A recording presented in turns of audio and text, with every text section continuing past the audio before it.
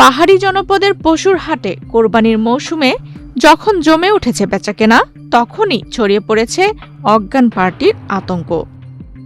রাঙামাটির বাঘাইছড়ি উপজেলার সাপ্তাহিক পশুর হাটে প্রতারণার শিকার হয়ে নিঃস্ব হয়েছেন মোহাম্মদ সলিমুল্লাহ ও বিকাশ চাকমা নামে দুই খামারি। স্থানীয় সূত্রে জানা যায়, কোরবানিকে সামনে রেখে হাটে গরু বিক্রি করতে আসেন বিকাশ চাকমা ও মোহাম্মদ সলিমুল্লাহ। বিকাশ চাকমা তার পালিত গরু 1,80,000 টাকায় এবং সলিমুল্লাহ 61,000 টাকায় বিক্রি করেন, কিন্তু বিক্রির আনন্দ বেশিক্ষণ স্থায়ী হয়নি। বসুন্ধরা টিস্যু, অশুদ্ধতার বিরুদ্ধে এক বিন্দুও ছাড় নয়। হাটের নিরিবিলি এক জায়গায় তাদের টার্গেট করে একটি প্রতারক চক্র। কৌশলে দুই খামারিকে অজ্ঞান করে তাদের কাছ থেকে পশু বিক্রির মোট 2,41,000 টাকা নিয়ে যায় এই দুর্বৃত্তরা। কিছু সময় পর বিকাশ চাকমার জ্ঞান ফিরে পেলেও 70 বছরের বৃদ্ধ মোহাম্মদ সলিমুল্লাহ দীর্ঘ সময় অচেতন অবস্থায় পড়েছিলেন। পরে স্থানীয়রা তাকে উদ্ধার করে বাঘাইছড়ি উপজেলা স্বাস্থ্য কমপ্লেক্সে ভর্তি করে।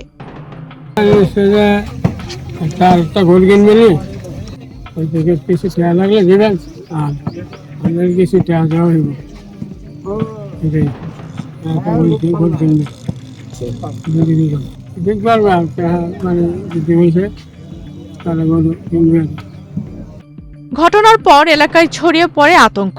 হাটে আসা অন্যান্য খামারি ও ব্যবসায়ীদের মধ্যেও তৈরি হয় উদ্বেগ।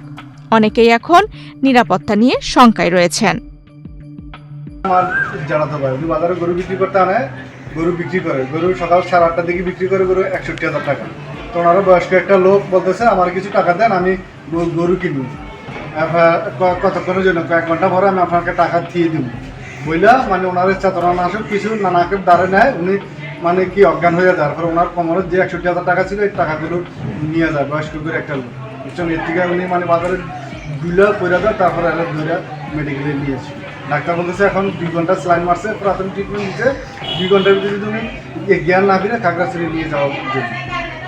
এ বিষয়ে বাঘাইছড়ি থানার কর্মকর্তা মোহাম্মদ নাসির উদ্দিন মজুমদার জানান, ঘটনার সত্যতা পাওয়া গেছে এবং তদন্ত চলছে। পাশাপাশি হাট এলাকায় পুলিশের নজরদারি বাড়ানো হয়েছে। দ্রুত অপরাধীদের শনাক্ত করে আইনগত ব্যবস্থা নেওয়া হবে বলেও জানান তিনি। এদিকে কোরবানির মৌসুমে এমন ঘটনার পর পাহাড়ি অঞ্চলের পশুর হাটে নিরাপত্তা জোরদারের দাবি জানিয়েছেন স্থানীয়রা।